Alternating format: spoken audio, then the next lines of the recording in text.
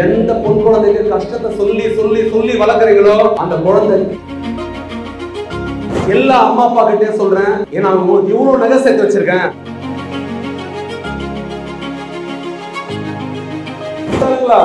எந்த பணக்கார வீட்டு பொண்ணு கல்யாணம் பண்ணி எவனும் பணக்காரனா ஆனதே இல்ல. எந்த பொண்ணு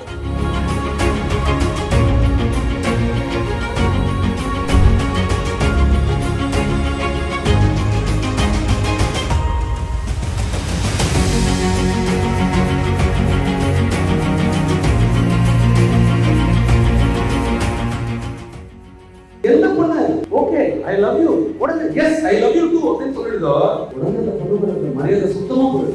ஐ லவ் யூ டி எஸ் ஏய் ஐ லவ் யூ டா. யார் நம்ம உடனே ஐ லவ் யூ ஓகே சொல்லுதா? யாருக்கு சுய மரியாதை இல்லையோ, யாரெல்லாம் தன்னை உண்மையிலே உயர்த்தி பாக்குறீங்களோ நீங்க அவ்வளவு சீக்கிரம் இந்த கேவலமான விஷயத்துல கூத்துற மாட்டீங்க. ஆனா லவ் கேவலமானதா? லவ் உத்தமமானது. அம்மாக்கும் அப்பாவுக்கும் நடுவுல இருக்க பந்தம் 20 வருஷமா ஒண்ணா இருப்பாங்க, விட்டு கொடுக்க மாட்டாங்க, ஏமாத்த மாட்டாங்க, திருட மாட்டாங்க. அம்மா இன்னும் அப்பாக்காக சாப்பிடாத காத்திருப்பாங்க. இந்த மாதிரி அப்பாங்க அம்மாங்க உறவு எங்க போச்சு?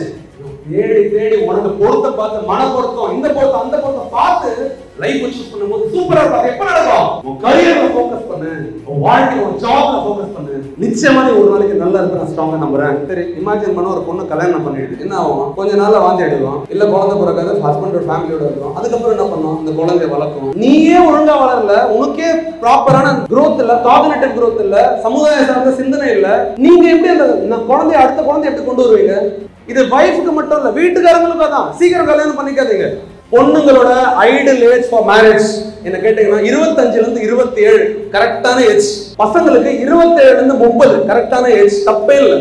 27 கல்யாணம் பண்ணிட்டாலும் பையனுக்கு புரியாத வாழ்க்கை. பொண்ணுக்கு கொஞ்சம் புரிஞ்சுக்கும், மெச்சூரிட்டியே இருக்காது, சண்டை பயங்கரமா போடுவான் பொண்டாட்டியோட. 31 வயசு 32 வயசு வரைக்கும் அந்த வைஃபை பிடிச்சிருக்கா டிவோர்ஸ்ல முடிஞ்சிடும். இந்த நிமிஷம் என் வாழ்க்கையில நான் கொஞ்சம் தூய்மையானப்பட்டேன்னு நினைக்கிறேன். இந்த உலகத்துல இந்த பூமியில கொண்டு வந்தது உங்க எல்லாருக்கும் தெரியும். சில பேர் கடவுள்வாங்க, சில பேர் இயற்கைன்னுவாங்க. நான் தாயை தான் அந்த முதல் தெய்வமா பாக்குறேன். சில பேருக்கு தாயை நல்ல தாயா கிடைச்சிருப்பாங்க, சில பேருக்கு கொஞ்சம் பக்குவம் கம்மியா இருக்க தாயா கிடைச்சிருப்பாங்க. ஆனா நன்றி என்னைக்குமே நமக்கு இருக்கணும், ஏன்னா அந்த வழியில இருந்து நம்ம வந்திருக்கோம். எதுக்கெத்தால போனு ஷார்ட்ஸ் ரீல். உங்க பசங்க இனிமேட்டு ஷார்ட்ஸோ ரீலோ இதெல்லாம் எதை பார்த்தாலும் கவலைப்படாதீங்க. உங்க பசங்க நிச்சயமா ஒரு நாளைக்கு நல்லா தான் வருவாங்க. நான் இப்பயும் சொல்றேன், எல்லா கேர்ள்ஸ்க்கும் சொல்றேன், போன் நிச்சயமா யூஸ் பண்ணுங்க, தப்பே இல்ல. போன்ல அத்தனை நல்ல விஷயங்கள் இருக்கு, ஆனா எதை யூஸ் பண்ண போறோம்ன்றத பாத்துக்கோ.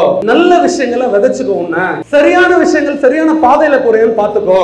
ஒண்ணும் இல்ல, ஒரு பொண்ணு அந்த போன்ல ஏதோ ஒரு ஆப் வந்துச்சு, டவுன்லோட் பண்ணிடுச்சு. டவுன்லோட் பண்ணிட்டு எப்பவும் போல போயிட்டு முகம் அலம்பிட்டு போய் குளிக்கிறதுக்கு போயிடுச்சு. குளிச்சிருச்சு, கேமரா வச்சிருச்சு, அந்த போன் வச்சிருச்சு, இப்படி திருப்பி வச்சிருச்சு. அந்த ஆப் என்ன பண்ணுது? ரெக்கார்ட் பண்ண ஆரம்பிச்சிருது. ஒரு சின்ன ஸ்பைவேரோ இல்ல சின்ன ஒரு பக்கோ போதும், ஒரு குட்டி பக், பியூஜி பக், கம்ப்யூட்டர் சயின்ஸ் தெரிஞ்சவங்க தெரியும். ஒரு குட்டி அப்ளிகேஷன் போதும், உங்களோட ஒட்டுமொத்த டேட்டா, போட்டோ, குடும்பத்தோட போட்டோ எல்லாத்தையும் டவுன்லோட் பண்ணிக்கும். தயவு செய்து தூங்கும் போது பக்கத்துல போனை வைக்காத. ஹால்ல நீ விளையாடுற இடத்துல உட்கார இடத்துல யூஸ் பண்ணு. தூங்கும் போது போன் எடுத்துட்டு போவாத. எந்த அம்மா அப்பா எல்லாம் நைட்டு ஒரு தடவை 1 மணிக்கோ 2 மணிக்கோ எழுந்து வந்து பசங்களை திறந்து பாருங்க என்ன பண்ணுதுன்னு. ஏதோ 8:30 மணிக்கு தூங்கிருச்சு குழந்தைன்னு அப்பாவே நீங்களும் தூங்கிறாதீங்க. வேன்னு சில அம்மாங்கெல்லாம் கொரட்டை விட்டுறதுல பொண்ணு சிக்னல் தான். அம்மா கொரட்டை விட்டா போன் எடுத்து வச்சிடும், நிறுத்துச்சுன்னா. அம்மா எழுந்துக்கிறாங்கன்னா இருக்கும், என்னடா இது கொலுசு சத்தம் கேக்குது, அதுவும் இவ்வளவு பெரிய கொலுசுல இப்ப அம்மாங்களா கொரட்டை. அம்மா தூக்கிட்டாங்க, போன் யூஸ் பண்ணு. ஹலோ பொண்ணுங்களா, ஹலோ பேரண்ட்ஸ், பொண்ணுங்க போன் யூஸ் பண்ணுது அப்படின்னா அதுக்கு காரணமும் நம்ம எல்லாரும் தான். நீங்க தான் வாங்கி கொடுத்தீங்க, வாங்கி கொடுத்தோம்னா அனுபவிச்சுதான் ஆகணும். ஹாப்பி பர்த்டேடா செல்லும், இந்த பர்த்டேக்கு டாடி உனக்கு போன் வாங்கி தரேன்.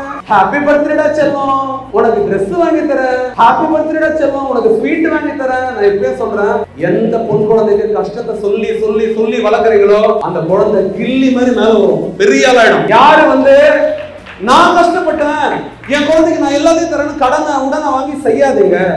பச்சை தண்ணி குடிச்சிட்டு வீட்டுல தூங்கலாம் குப்பர் அடிச்சு, ஆனா வளரணும்னு சொல்லிட்டு கடனை மட்டும் வாங்கி பழகிடாதீங்க. இது என்னோட தாழ்மையான ரிக்வெஸ்ட். நான் என்ன சொன்னேன், நைட்டு எழுந்து 1 மணிக்கோ இல்ல 12 மணிக்கு எழுந்து பொண்ணு என்ன பண்ணுதுன்னு பாக்கணும்.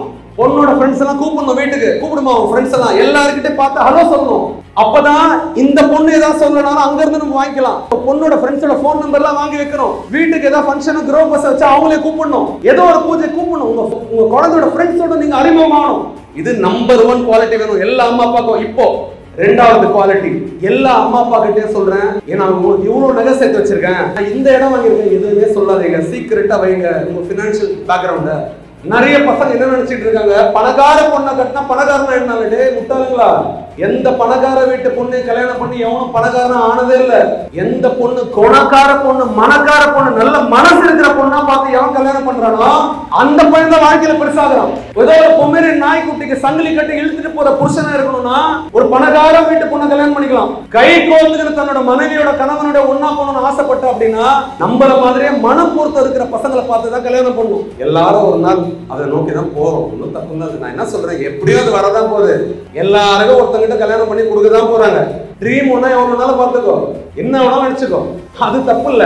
ஆனா இப்பவே ஜெயிச்சிடணும், இப்பவே அடைஞ்சிடணும் நினைக்காது. அதுக்கு நிறைய உழைப்பு இருக்கு. ஒரு பக்கம் சரி, கரியர் பத்தி வருவோம். எத்தனை பேருக்கு பேங்க்ல மினிமம் ஒரு 30 lakhs அதை நான் வச்சிருக்கணும். 30 லட்சம் ரூபாய் என் பேங்க்ல இருக்கணும். 30 லட்சம் 50 லட்சம் 60 லட்சம் மினிமம் 30 சொல்றேன். எத்தனை பேருக்கு அந்த ஆசை இருக்கு?